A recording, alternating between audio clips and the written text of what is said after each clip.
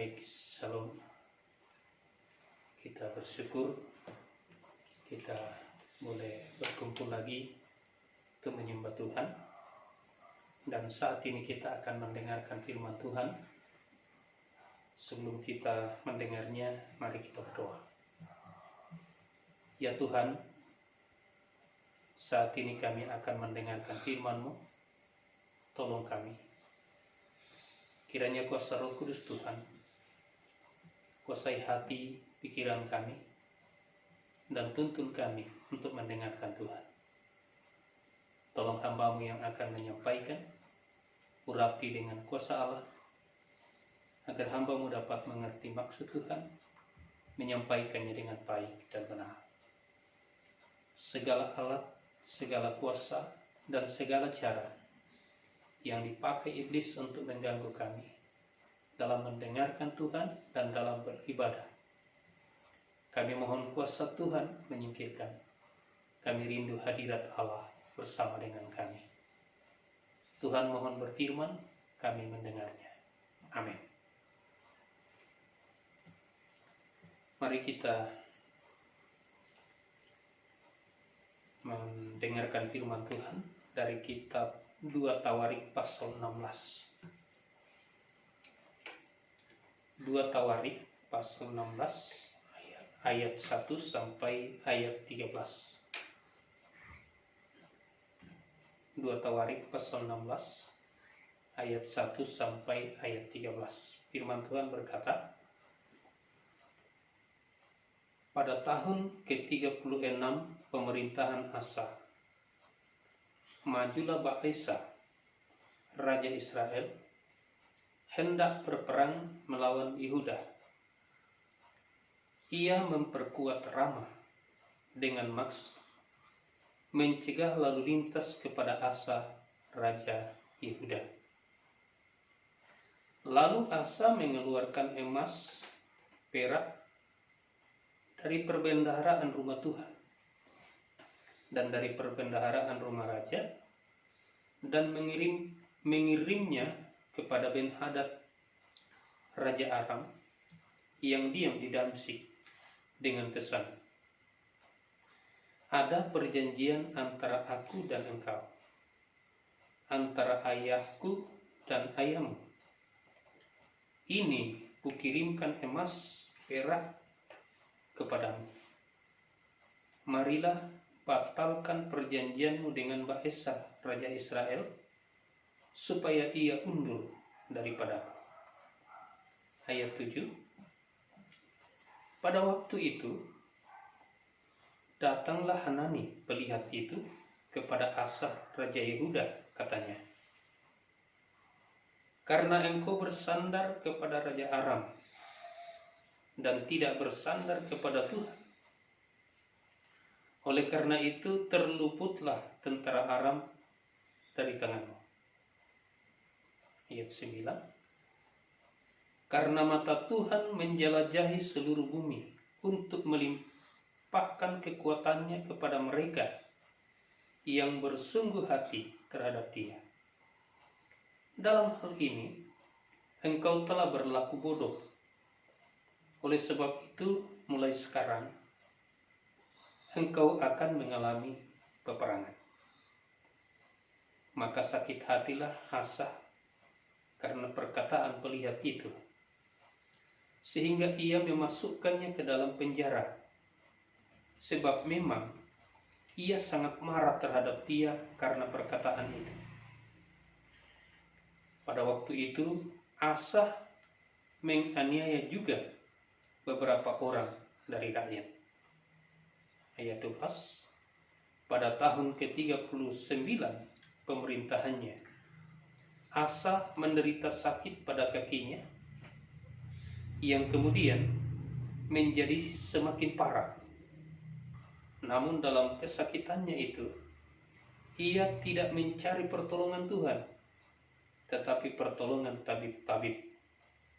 Kemudian Asa mendapat perhentian bersama-sama nenek moyangnya. Ia mati dalam tahun ke-41 pemerintahannya. Demikian firman Tuhan yang kita sudah dengarkan melalui pembacaan dari kitab 2 Tawarik pasal 16 ayat 1 sampai ayat yang ke-13. Kita akan merenungkan firman ini dengan satu pokok renungan yang mengatakan gagal dalam keberhasilan.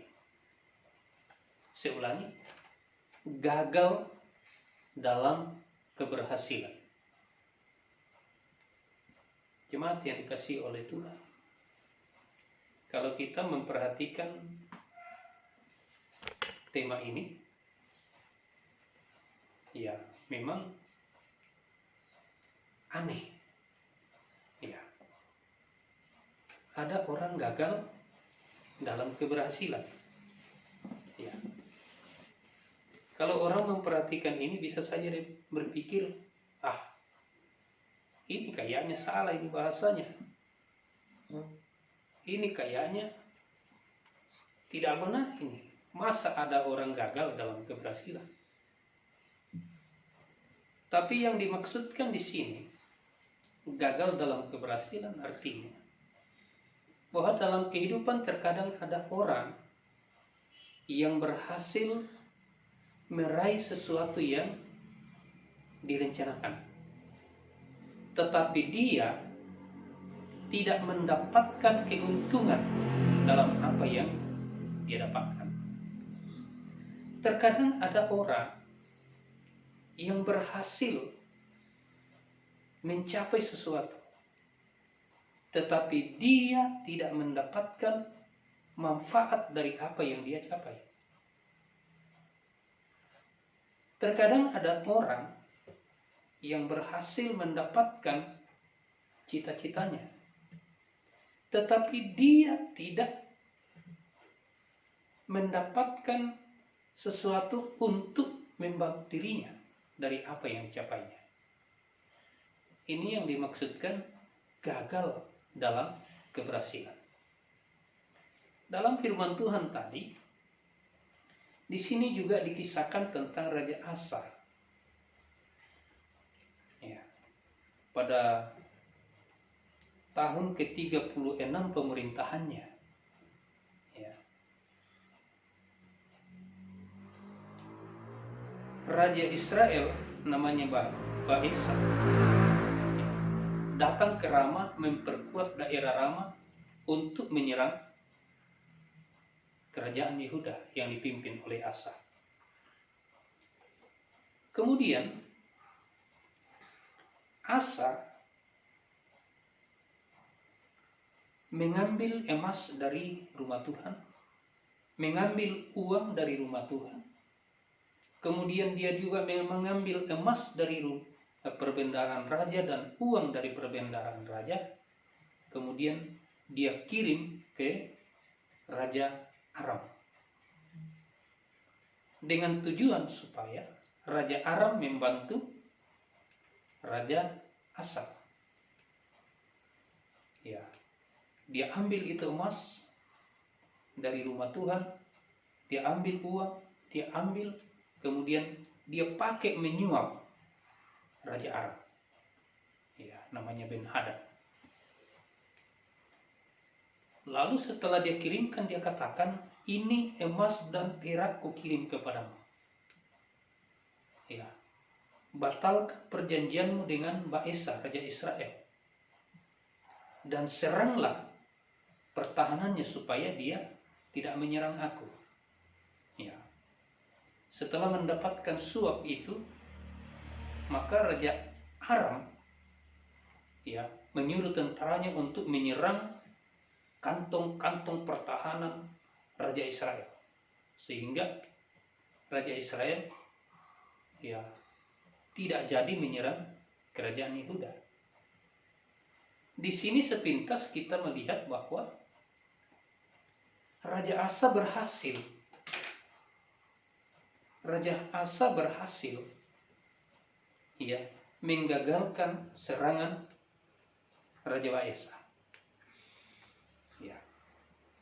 Namun setelah dia berhasil, ternyata Tuhan katakan bahwa ya, engkau salah, engkau gagal, karena seharusnya engkau akan mendapatkan berkat yang lebih besar dari Raja Aram.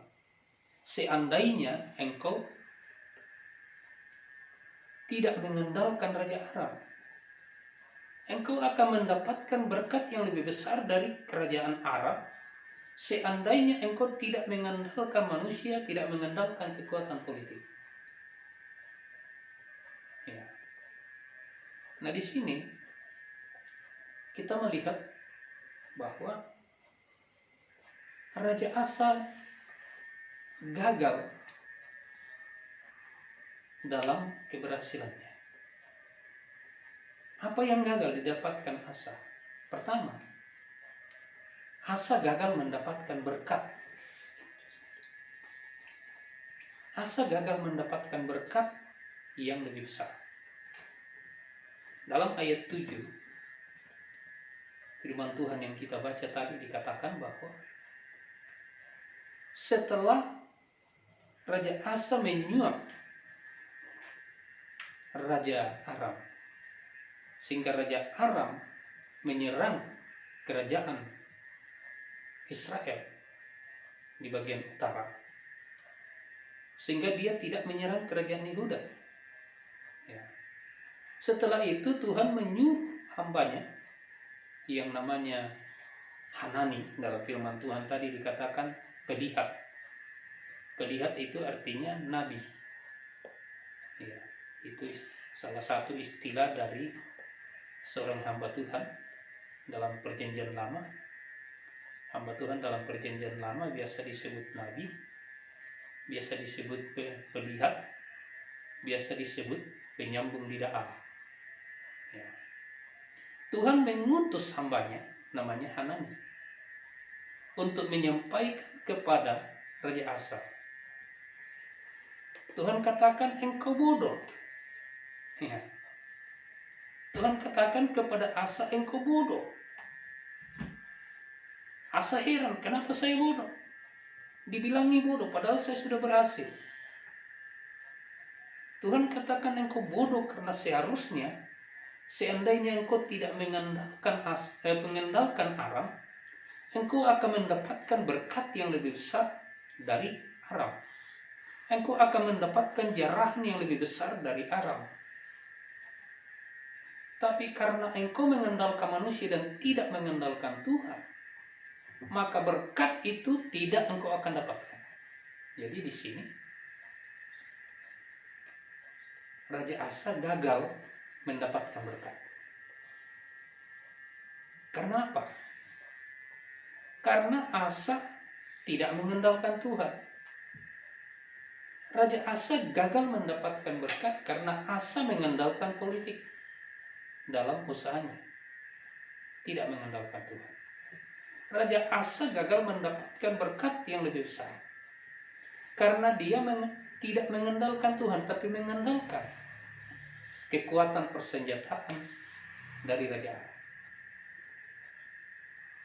Dari firman Tuhan ini, Allah mau menyampaikan juga kepada kita bahwa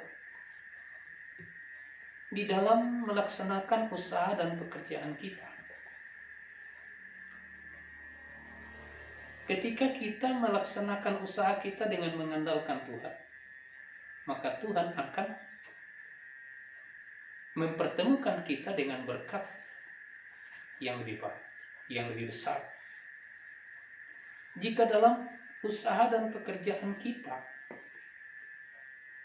jika dalam tugas dan pekerjaan kita, kita mengandalkan Tuhan dalam mengerjakannya, maka Tuhan akan mempertemukan kita dengan berkat yang lebih besar untuk menopang dan membantu hidup kita.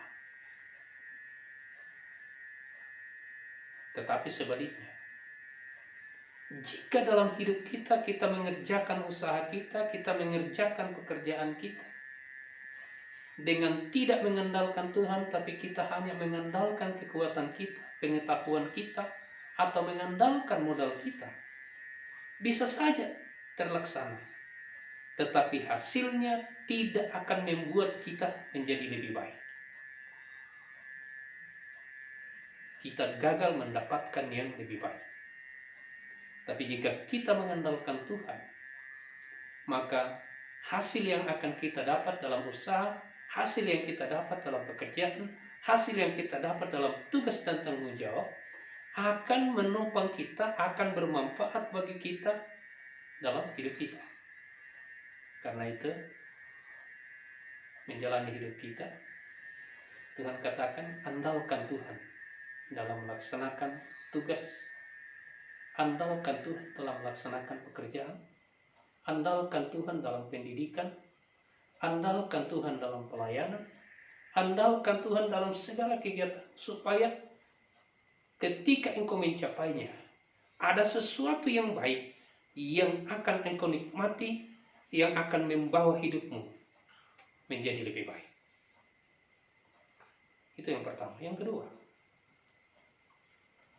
mengapa Asa gagal dalam keberhasilan? Dalam firman Tuhan tadi, ayat 7 sampai ayat 13, dikatakan bahwa ketika dia melakukan suap, tidak mengandalkan Tuhan dalam menghadapi Baesa, ya, Tuhan menyuruh hambanya yaitu Hanani untuk menyampaikan kepada Raja Asa. Tuhan katakan, karena engkau tidak mengandalkan Tuhan, tapi mengandalkan tentara Aram, maka sekarang, mulai dari sekarang, mulai dari tahun ke-36 pemerintahannya, peperangan akan silih berganti terjadi di atas kerajaannya. Ya, itu firman Tuhan. Karena tidak mengandalkan Tuhan, maka Raja Asa tidak tentram dalam hidup. Mengapa tidak tentram? Karena peperangan akan silih berganti terjadi di daerahnya. Yang pertama. Yang kedua, ketika ditegur dengan firman Tuhan, Raja Asa tidak senang,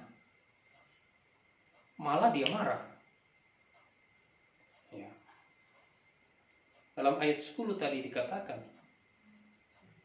bahwa setelah hamba Tuhan itu menyampaikan firman Tuhan, melayani dia dengan firman Tuhan, menyampaikan apa yang Tuhan mau sampaikan kepada Raja Asa, dikatakan, maka sakit hatilah Asa karena perkataan pelihat itu.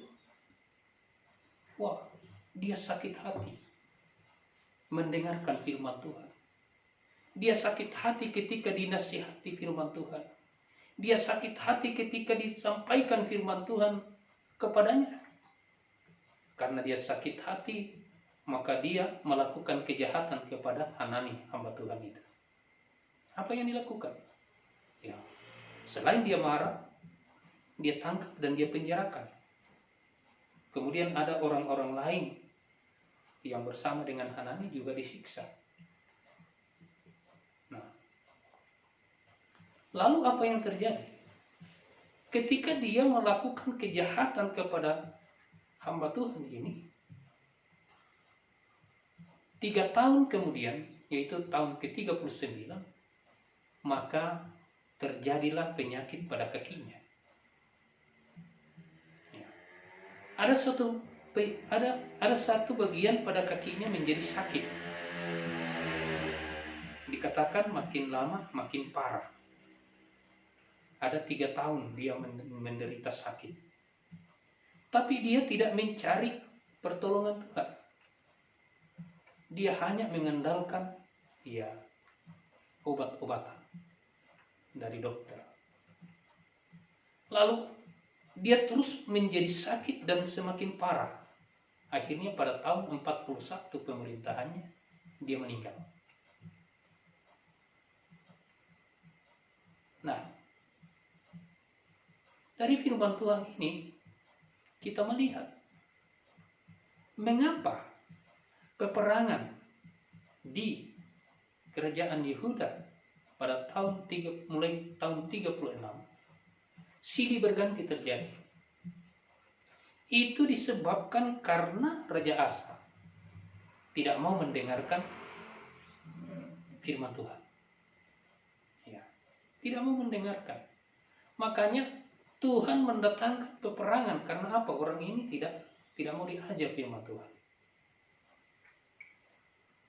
Ditegur dengan firman Tuhan, tidak mau sadar-sadar, tidak mau bertobat, tidak mau mengakui kesalahannya, tapi dia membela kesalahannya dan mempertahankan kesalahannya. Makanya peperangan, kesusahan, terus silih berganti terjadi di daerahnya. Nah, dari firman Tuhan ini juga Allah mau menyampaikan bagi kita bahwa orang yang tidak mau mendengarkan teguran firman Tuhan, orang itu akan mengalami kesulitan dalam dirinya.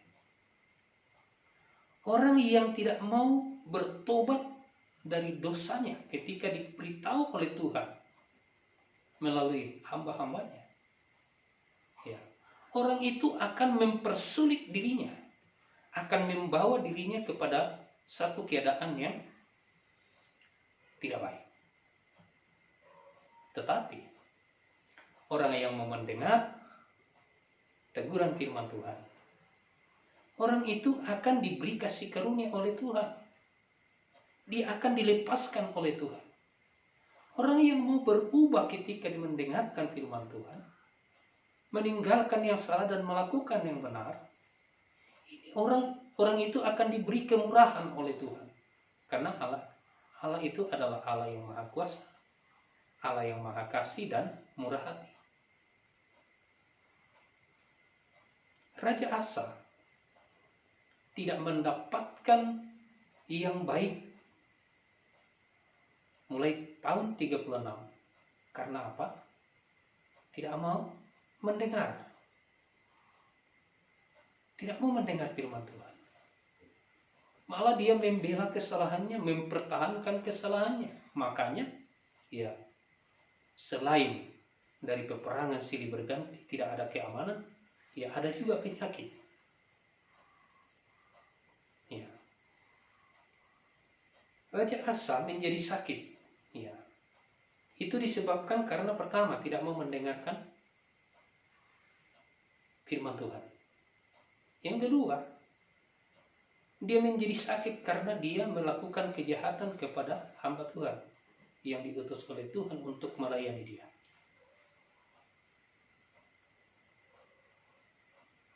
Hanani datang menyampaikan firman Tuhan supaya Raja Asa sadar, supaya Raja Asa meninggalkan kesalahannya, supaya Raja Asa mengaku kepada Tuhan, supaya Raja Asa hidup sesuai dengan firman Tuhan, sehingga ia mendapatkan yang baik. Tapi ternyata Raja Asa bukan bersyukur atas pelayanan yang diberikan oleh Hanani. Raja Asa bukannya berterima kasih atas pelayanan yang diberikan oleh Hanani, tapi justru dia berbuat jahat kepada hamba Tuhan. Justru dia menyakiti hamba Tuhan itu. Justru dia menyiksa hamba Tuhan itu. Justru dia memenjarakan hamba Tuhan dan orang-orang lain. Itu sebabnya Allah menegur dia. Allah memperingatkan dia dengan mendatangkan satu penyakit pada kakinya.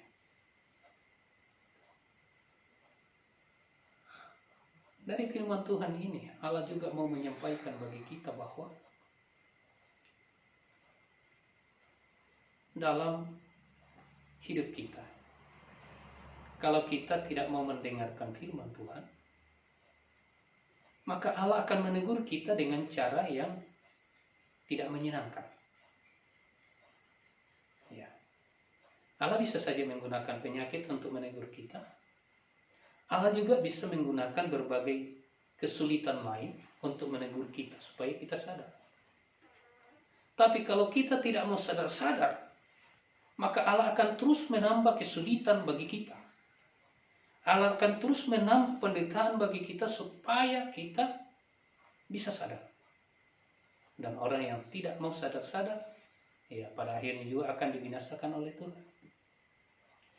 Yang berikut bahwa ketika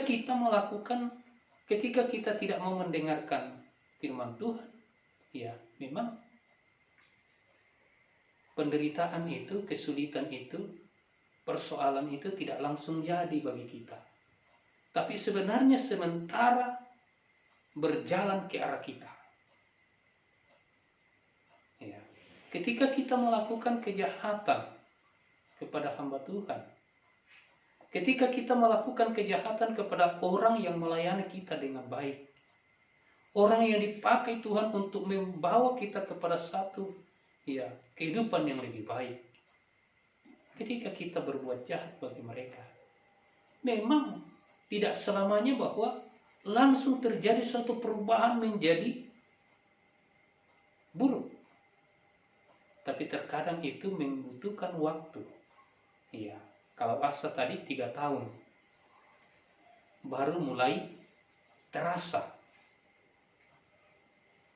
rasa sakit, penderitaan ketika dia berbuat jahat kepada hamba Tuhan. 3 tahun.